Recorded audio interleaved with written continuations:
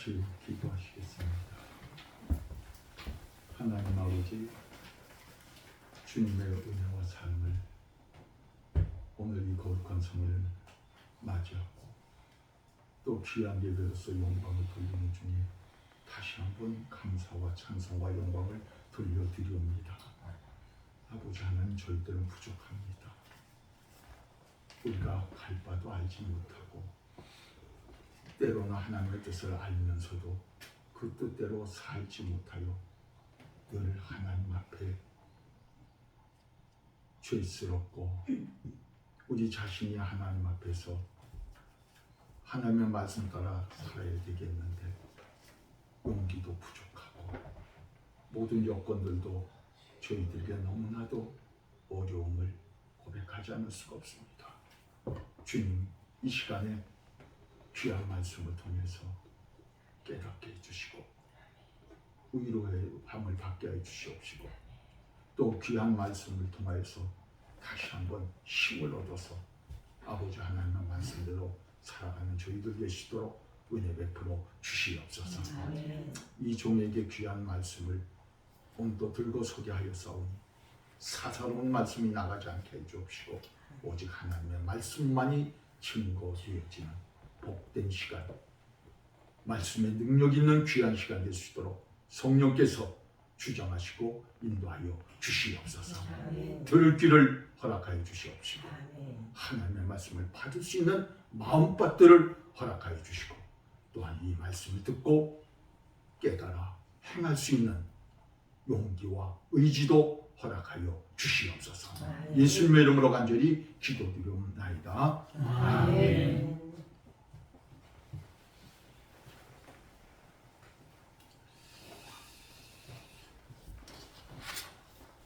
성경에서 예수님의 부활 사건에 대해서는 정말 여러 가지 모양으로 증거되어지고 있습니다. 특별히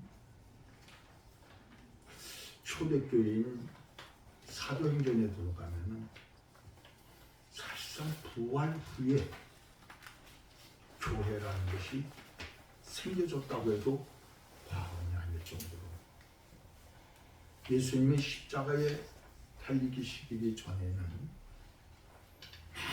많은 무리들이 예수님의 그 기적과 이사를 보고자 또 그런 혜택을 얻고자 병든 사람은 병을 고치고자 또 굶주린 자들은 또 배부름을 받고자 이렇게 주님을 참 많이 따라다녔습니다.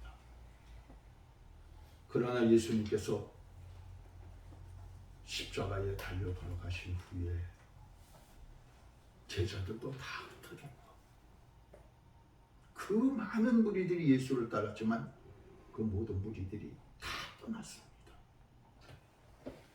그래서 이것으로 끝나는가 했지만 오히려 그것으로 끝난 것이 아니라 비로소 교회가 세워지게 되는 놀라운 역사는 부활 후에 이루어진 일입니다. 그래서 오늘 우리 성도들에게 있어서 예수님의 십자가, 나를 위해서 피 흘려주시고 내 죄를 대신 짊어주신 그 십자가, 우리 그리스도인들에게서는 신앙의 근거가 됩니다. 그건 틀림없는 사실입니다.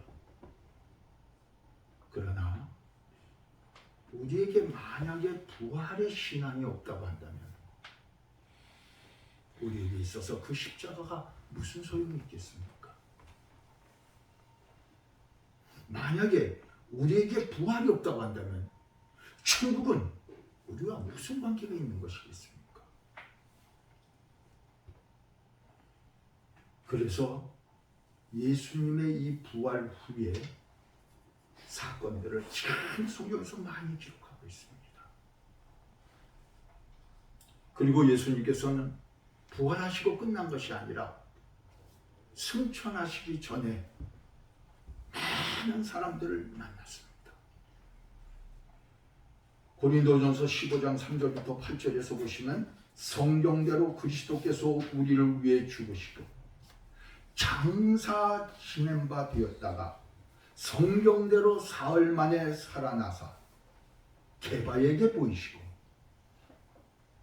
후에 12 제자에게와 그 후에 500여 형제에게 일시에 보이셨으며 그 후에 야고보에게 보이셨으며 그 후에 모든 사도에게와 그리고 맨 나중에 만삭되지 못하여 난 자 같은 내게도, 다시 말해서 사도 바울에게도 보여주셨느니라. 그렇게 말씀하고 있어요. 부활 후에 예수님께서 많은 사람들을 만났어요. 한 사람 한 사람 개개인적으로만 만났다고 한다면 환상을 보았다고 할 거예요. 거짓말 한다고 할 거예요. 그러나 그게 아니에요.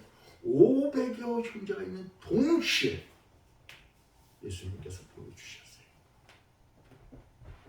이 부활이라고 하는 것이 이만큼 확실한 건데도 아직도 교회에서는 부활의 신앙을 가지지 못한 사람들이 많이 있습니다. 뭐라고 말하냐면 부활되면 좋죠. 그러나 그런 일이 있을 수 있을까요? 하는 그리스도인들도 꽤 많다고 하는 사실이에요. 여러분은 내가 오늘 죽으면 주님께서 이제 재림하실 때 부활되는 줄 확실히 믿으십니까?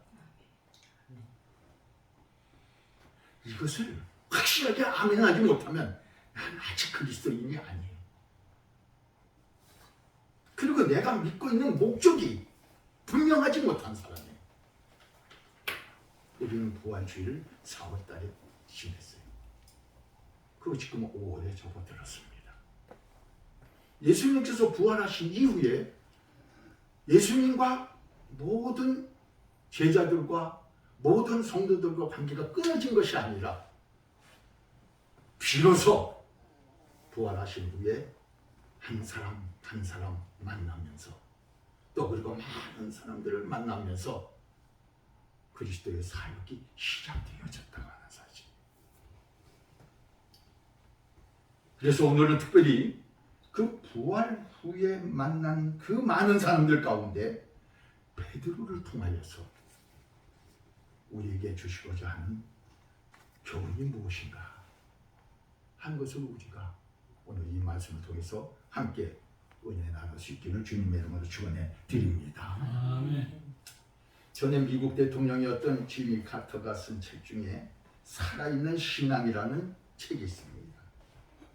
그 책에서 한평생을 지향을 했던 그 좌우명이 나오는데 그 좌우명은 뭐냐면 왜 최선을 다하지 않았는가 하는 것입니다. 왜 최선을 다하지 않았는가?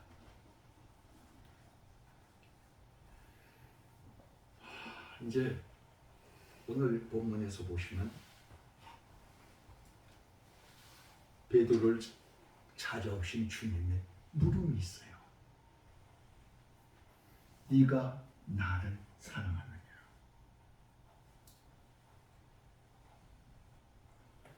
내가 인생을 다 살고 나서 언젠가는 주님 앞에 서는 날이 있습니다. 그때 주님께서 내게 물으실 거야. 다르고 묻지 않고 네가 나를 사랑하느냐? 아니 네가 나를 사랑했느냐?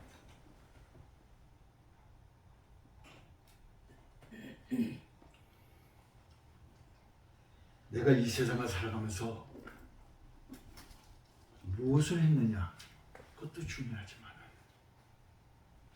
근본적으로 내가 주님을 사랑했느냐 하는 거예요. 그것이 오늘의 주제예요. 그 물음에 우리는 답할 수 있어야 돼요. 인생은 어떠한 성과 뭐 이런 걸 묻는 것이 아니에요. 질적으로 평가하는 거예요. 양쪽으로 묻는 것이 아니고 질적으로 최선을 다했느냐 안 했느냐 하는 거예요. 우리 신앙도 마찬가지예요. 내가 신앙생활을 최선을 다해서 했느냐? 아니면 그저 내 모든 생활 가운데서, 인생 가운데에서 그저 한 부분이었냐 하는 거예요.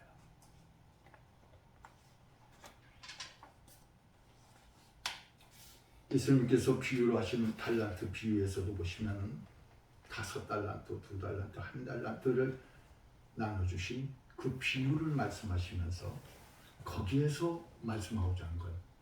너 몇 개나 남겼느냐가 아니에요. 양적인 문제가 아니에요. 5달란트 받은 자가 5달란트를 남겼을 때, 2달란트 받은 자가 2달란트를 남겼을 적에 똑같이 칭찬을 잘하였도다 충성된 종. 5이니까 최선을 다한 거죠. 2를 가지고 2를 만들었으니까 최선을 다한 거죠. 그러나 하나 받은 사람은 감추어뒀어요. 묻어두었어요. 악하고 게으른 종은 최선을 안 했다는 거예요. 1달란트 받았으면 1달란트를 했어야죠. 우리 모두에게는 다 주어진 것이 달라요. 그건 내 노력이 아니라 하나님께서 주시는 거예요. 이 세상에 태어날 적에 IQ가 좋은 사람도 있고 IQ가 떨어진 사람도 있어요. 부잣집에 태어나는 사람도 있고 부잣집에 못 태어난 사람도 있어요.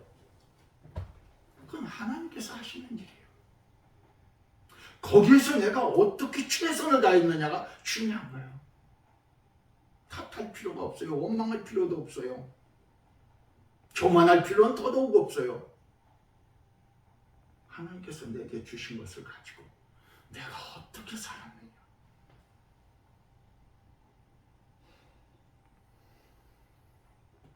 여러분, 주님 앞에 가서 우리가 내놓을 수 있는 대답이 무엇이 있습니까? 주님 앞에서는 어떤 실적이나 업적이란 것은 아무 상관이 없는 것입니다. 문제는 내게 주어진 현실 여건 가운데서 내가 얼마나 최선을 다했느냐, 그것을 묻고 있는 거예요. 베드로는 예수님의 생과 같이 이렇게 지내면서 그는 정말 많은 일을 했습니다. 수제자라고 할 정도로 그는 주님께 충성을 다했습니다. 그러나 그가 마지막에 가서 큰 과오를 범하게 됩니다. 그것이 무엇이냐면, 첫째로 예수님께서 십자가를 지시기 전에 준비하시려고 겟세마네 동산으로 올라갑니다. 그때 베드로에게 말씀을 합니다. 시험에 들지 않도록 깨어 기도하라. 그러셨습니다.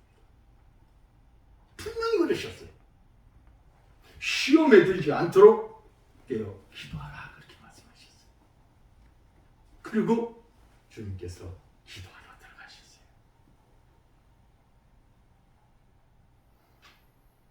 그런데 베드로는 어땠어요? 기도하지 않고 졸며 잤어요.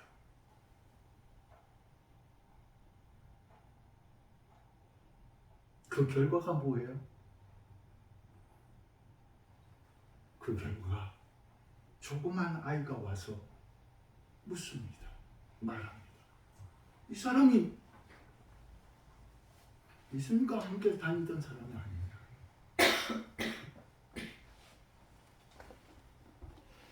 한번 우리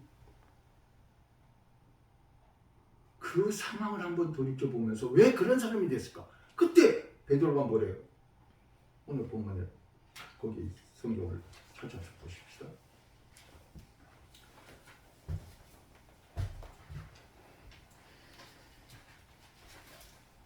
마태복음 26장에 있는 말씀이에요.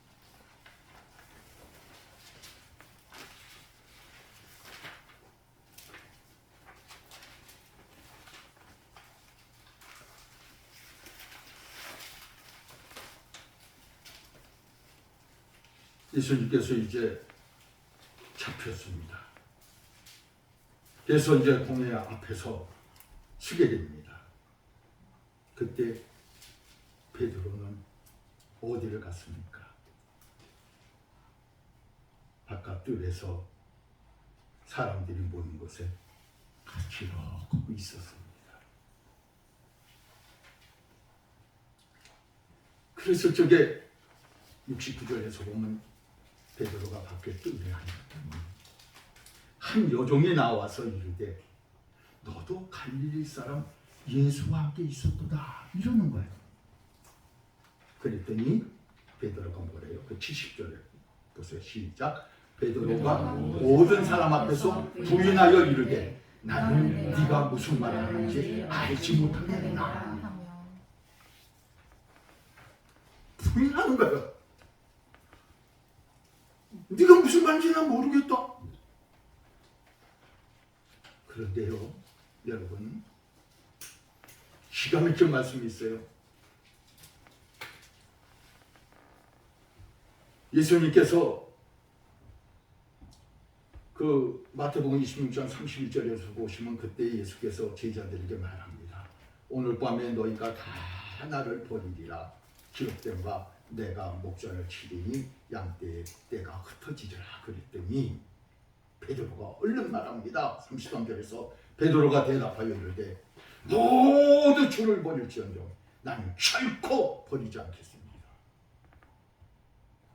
안 버린다는 거예요. 그랬더니 예수님께서 뭐라고 그래요? 네가 오늘 밤 가보기 전에 3번 나를 부인할 거다. 그랬더니 또 베드로가 다시 35절에서 보면 내가 주와 함께 죽을지언정 주를 부인하지 않겠나이다. 그랬더니 다른 제자들도 예 그렇습니다 하고 대답을 하는 거예요. 그럼 이 사람들이 거짓말한 거예요? 아니요. 정말 진심이었어요. 베드로가 자신도 생각하기를 내가 주님을 부인할 것이란 건 상상도 할 수가 없는 일이에요. 제자들도 절대 그럴 리가 없어요. 그들이 어떻게 주님을 3년 동안 따라왔는데 버리겠습니까? 아니에요. 진실이었어요. 그런데 지금 베드로가 조그만 아이가 하는 말 앞에서 아무 소리 못하고 거기에서 뭐라고 그러는 거예요?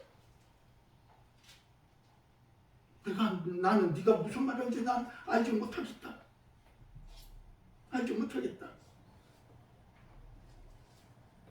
이 이유가 무엇이냐? 기도하지 않았기 때문이에요. 우리가 주님 앞에서 최선을 다할 수 있는 비결은 그 능력은 뭐냐면 기도밖에 없는 거예요. 기도하지 않냐고는 절대 주님을 부인하지 않는다고 말할 수도 없고 그렇게 할 수도 없어요. 왜? 내 힘으로 하는 것이 아니니까. 하나님의 힘으로 할 수 있는 거니까. 그래서 사무엘은 그렇게 고백을 합니다.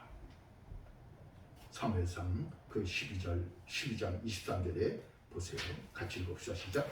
나는 너희를 위하여 기도하기를 쉬는 죄를 여호와 앞에서 결단코 범하지 아니하고 선하고 의로운 길을 너희에게 가르친 것이지.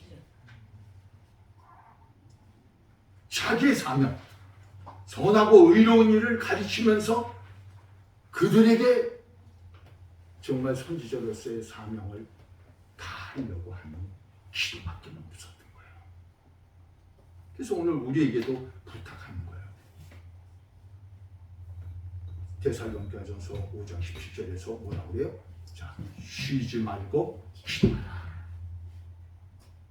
그러면서 뭐라고 말씀하시냐면 이것은 그리스도 예수 안에서 너희를 향하신 하나님의 뜻이니라. 하나님의 뜻이에요. 우리는 신앙생활을 한다는 건 내 뜻을 이루기 위해서 신앙생활을 하는 것이 아니에요. 하나님의 뜻을 이루어드리기 위해서 신앙생활을 하는 거예요. 근데 그 뜻을 이루어드리려면 뭘 해야 돼? 기도해야 된다는 거예요.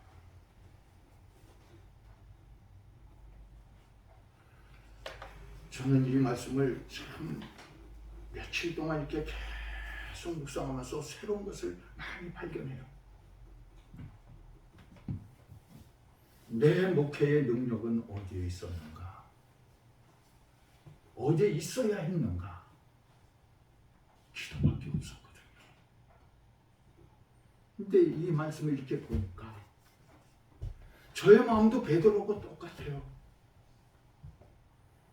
주님 앞에 누구보다도 충성하고 싶고 누구보다도 잘하고 싶었고 누구보다도 멋지게 목회하고 싶었죠. 그러나 잘 안 된 부분들이 많이 있어요. 돌이켜보니. 더구나 이렇게 은퇴하고 보니까 후회스러운 일이 많이 있어요.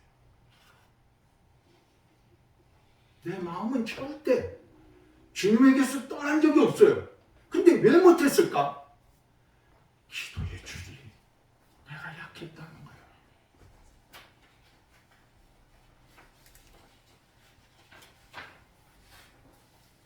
여러분 정말 신앙생활 잘하고 싶으세요? 아멘. 그럼 기도하시길 바랍니다.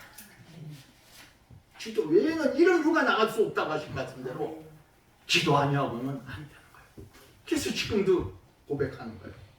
내 마음속으로 주님, 제가 그때 기도만 조금 더 했더라도 기도에 더 힘을 썼더라도 그런 일은 없었을 겁니다. 주님, 정말 잘못했습니다. 회개를 하는 거예요.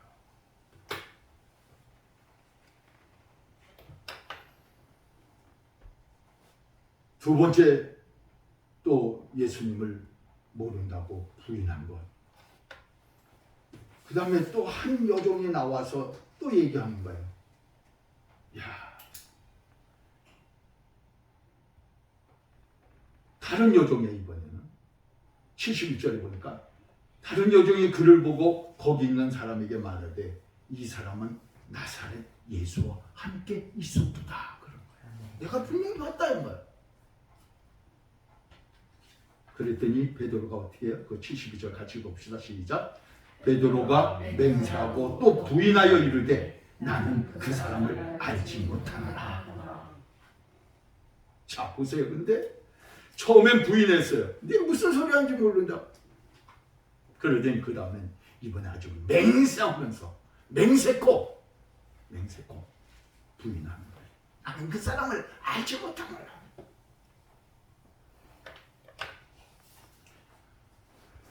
기가 막힌 일이 벌어지는 거예요. 기도하지 아니한 것이 이렇게 넘어가는 거예요. 그러더니 그 다음에 또 보세요. 또 조금 후에 73절에 보니까 조금 후에 곁에 섰던 사람들이 이번엔 여러 사람이 그런가. 그렇게 보더니 너도 진실로 너 지금 말하는 거 보니까 그 도당이라. 네 말소리가 너를 표명한다. 너 맞다. 증인들이 점점 많아지는 거예요. 그랬더니 베드로가 뭐라고 그래요? 74절 같이 봅시다. 시작. 그가 저주하며 맹세하며 이르되 나는 그 사람을 알지 못하노라. 어느 지경까지 갔어요? 저주하는 것까지 갔죠. 모른다고 하는 정도가 아니에요. 주님을 저주하는 거예요. 저는 이런 말씀을 보면서 참 베드로가 어떻게 이럴 수가 있었는가. 그러면서 반면에 묻는 거예요. 너는? 나한테 묻는 거예요. 너는? 우리가 스스로 생각을 해봐야 돼요. 베드로의 이런 상황을 보면서 이런 말들을 보면서 나는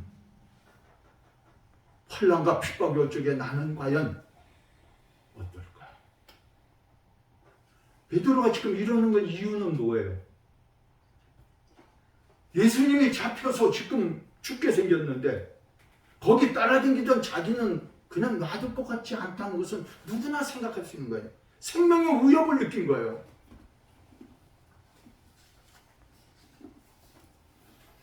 우리 한국의 기독교 역사 가운데서 가장 아픈 역사가 일본 외전 시대 때 또 북한에서 공산주의가 와갖고 그때 기독교인들을 박해한 사건이에요.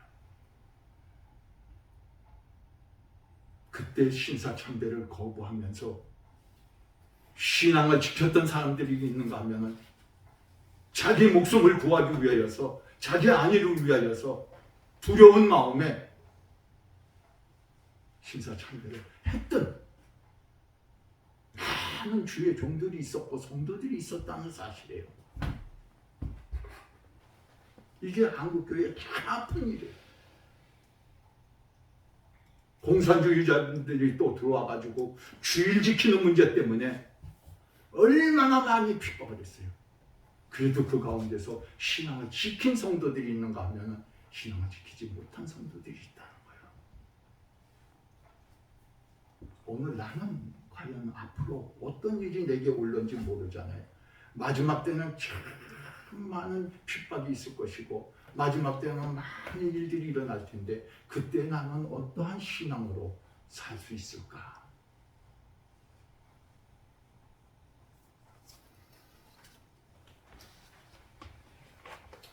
우리는 한번 이것을 오늘 이 말씀을 통해서 깊이 생각하면서 이것의 원인은 다른 데 있는 거 아니에요.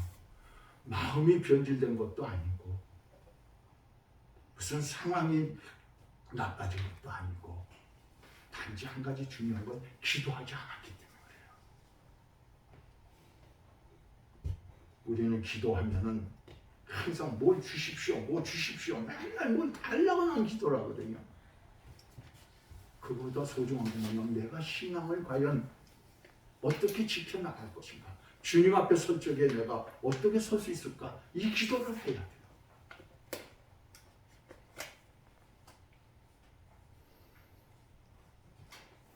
베드로는 3년 동안 예수님 제자로 살았지만 마지막에는 예수님을 모른다고 부인했습니다.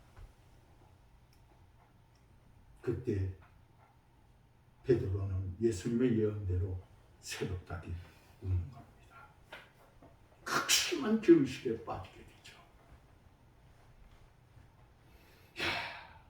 내가 어떻게 이렇게 됐을까? 후회해본들 이미 지나간 일이에요.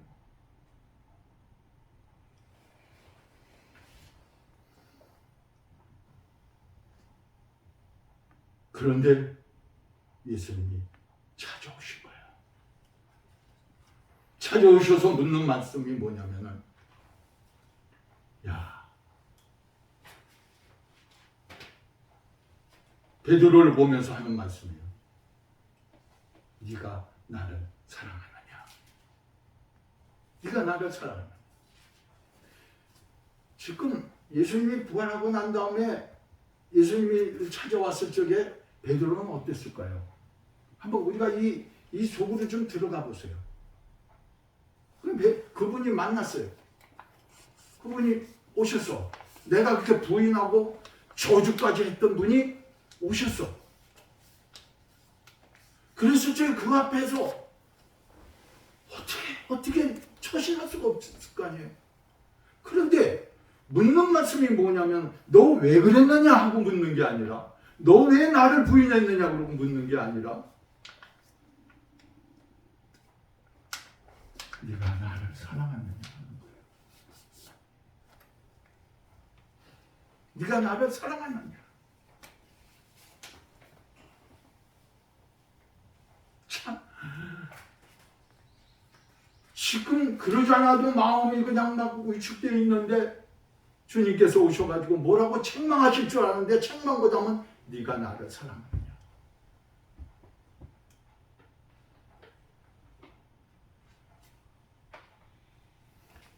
그래 그 앞에 뭐라고 말할 수가 없습니까? 주님 그렇습니다.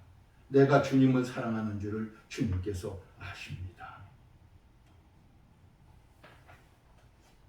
그랬더니 내 양을 먹이라고 하시는 거예요. 대답도 보세요. 내가 주님을 사랑하는 줄 주님께서 아십니다. 그전 같으면 어떻게 해요? 다른 사람은 다 사랑하지 않는다고 나는 주님을 사랑하죠. 주님 그것도 모르세요? 내가 주님 사랑하는 거 모르세요? 근데 그게 아니에요. 두 번째 또 다시 묻어요. 네가 나를 사랑하느냐. 그때 주님 그렇습니다. 내가 주님을 사랑하는 줄 주께서 아십니다. 똑같이 대답을 해요. 근데 묻는 거는 달라요. 이게 이제 원어적으로 들어가 보면 두 번째 물을 적에는 주님께서 아가파스메 그렇게 묻습니다. 다시 말해서 네가 하나님의 사랑으로 나를 사랑하느냐 하는 거예요. 근데 거기에 그렇게 대답을 못해요. 뭐라냐면 그는 필요세 그럽니다. 친구의 사랑으로 사랑합니다. 주님은 희생적인 사랑을 묻고 있는데 친구의 사랑을 얘기해요. 왜? 그럴 수밖에 없는 게 나는 절대로 주님을 부인하지 않습니다. 죽을지언정 주님을 부인하지 않습니다. 그랬거든요. 바로 죽을지언정 주님을 부인하지 않겠다는 게 뭐냐면 그게 정말 아가페 사랑이거든요. 근데 그는 죽음 앞에서는 예수님을 저주하고 부인을 했단 말이에요.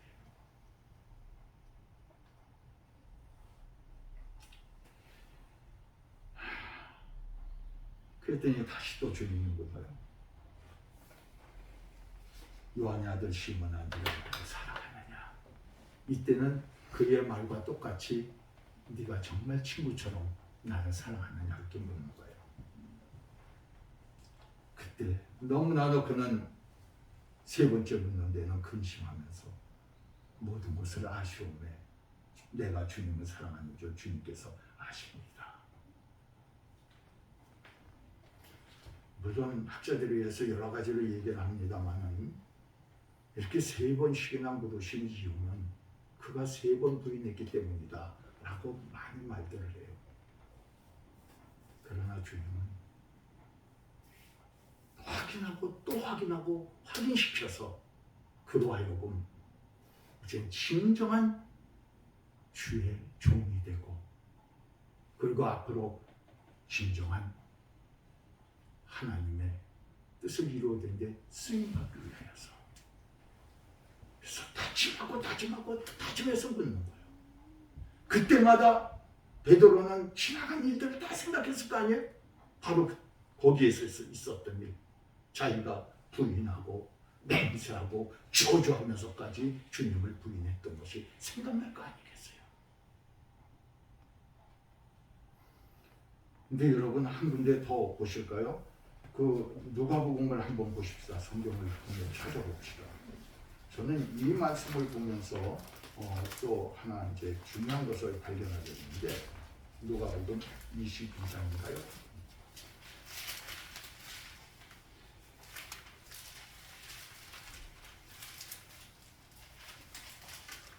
22장이요.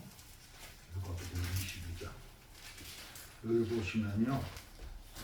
그냥 우리는 예수님이 그냥 십자가에 달릴 적에 얘가 이 사람이 그냥 거기 있다가 그냥 부인한 걸로만 보는데 더 자세히 보시면 22장 61절에 한번 보세요. 그 60절에서 베드로가 이르되 이 사람아 나는 네가 하는 말을 알지 못하노라. 그렇게 말하고 있을 때에 61절에 같이 봅시다. 시작. 주께서 돌이켜 베드로를 보시고 베드로가 주의 말씀 곧 하루 이전에 네가 세 번 나를 부인하라 하시니 생각이 나서 밖에 나가서 심히 통곡하니라. 닭소리만 듣고 심히 통곡한 줄 알았는데 여기 본문에 보니까 뭐가 있어요? 그가 얼마나 큰 소리로다가 아니야 나는 그 사람의 제자가 아니야 하고 아마 너무나 큰 소리를 쳐서 그랬는지 어쨌는지 모르지만 주님께서 신문 받으시다가 베드로가 멀리 있는 것을 보고 계셨다고 하는 사실이에요. 그러니 주님과 눈이 마주쳤잖아요. 주님이 그 보실 적에 어떠한 마음으로 보셨고 어떠한 눈으로 보셨을까요? 야, 저게 절대 안 그런다더니 저게 결과적으로 저렇게 부인 안에 그러셨겠어요? 아니에요. 정말 너무 처량한 모습으로, 정말 불쌍한 모습으로, 안타까운 모습으로 보셨을 거예요. 그것을 베드로가 주님과 눈이 이렇게 마주쳤어요. 그때 그게 생각나서 나가서 통곡을 하는 거예요. 왜 제가 이 말씀을 끌어드리냐면은 오늘 저와 여러분을 하는 모든 것을 주님께서 지금도 보고 계신다 이 말이에요. 내가 어느 곳에서 무엇을 했는지는 주님이 다 보신단 말이에요. 현장을 보시는 거예요. 주님이 보셨는데 내가 주님 앞에 서갖고 아니에요 그럴 수가 있어요? 베드로가 주님과 눈이 마주쳤었기 때문에 그것도 베드로만이 아는 거예요. 딴 사람들은 몰라요. 베드로만이 아는 거예요. 주님과 베드로만이. 그런데 주님이 오셔서 네가 나를 사랑하느냐 물으시는 거예요. 부인하고 저주하고 맹세하고 그러는 모습을 보시는 그 주님께서 찾아오셔서 네가 나를 사랑하느냐 하시는 거예요.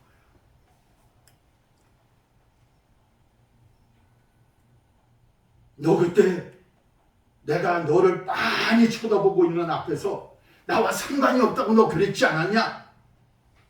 어떻게 그럴 수 있느냐?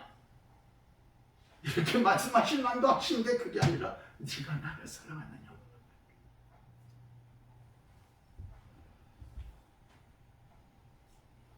말씀을 맺겠습니다. 오늘 저와 여러분이 이 말씀을 보고 깊이 생각해야 될 것은 내가 과연 끝까지 최선을 다해서 신앙생활을 할 수 있을까? 그런데 능력과 내 의지로 되는 것이 아니에요. 하나님의 능력으로, 하나님의 은혜로만 되는 거예요. 그 하나님의 능력과 은혜를 입을 수 있는 비결은 뭐냐? 기도밖에 없다는 거예요. 그래서 쉬지 말고 기도하라고 말씀하신 거예요.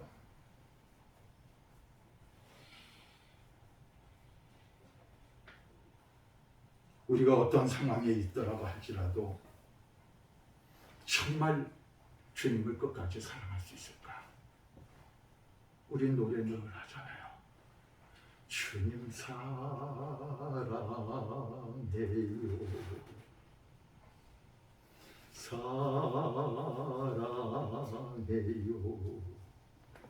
사랑해요.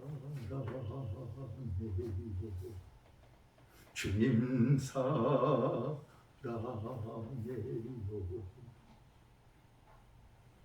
우리는 늘 주님을 사랑한다고 해요.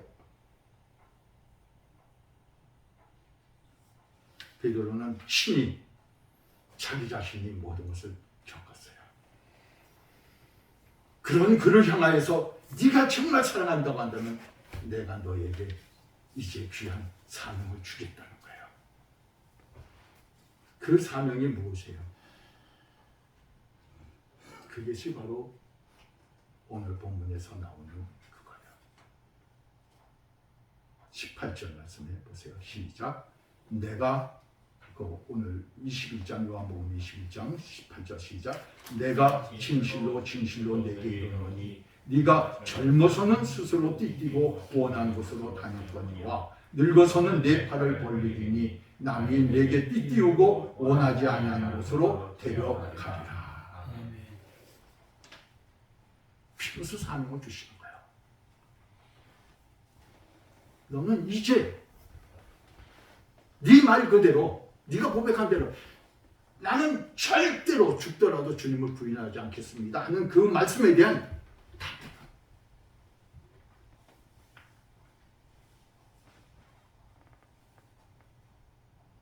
이 말씀을 하시면 베드로가 어떠한 죽음으로 하나님께 영광을 돌릴 것을 가리키리라. 그리고 나서 이 말씀하시고 베드로에게 이르시되 나를 따르라.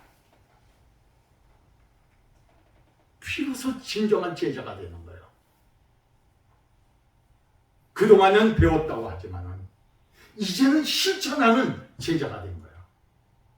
부활 전에는 배우는 제자예요. 부활 후에 베드로는 이제 실천하는 제자예요. 그래서 어린 양 먹이라는 거예요.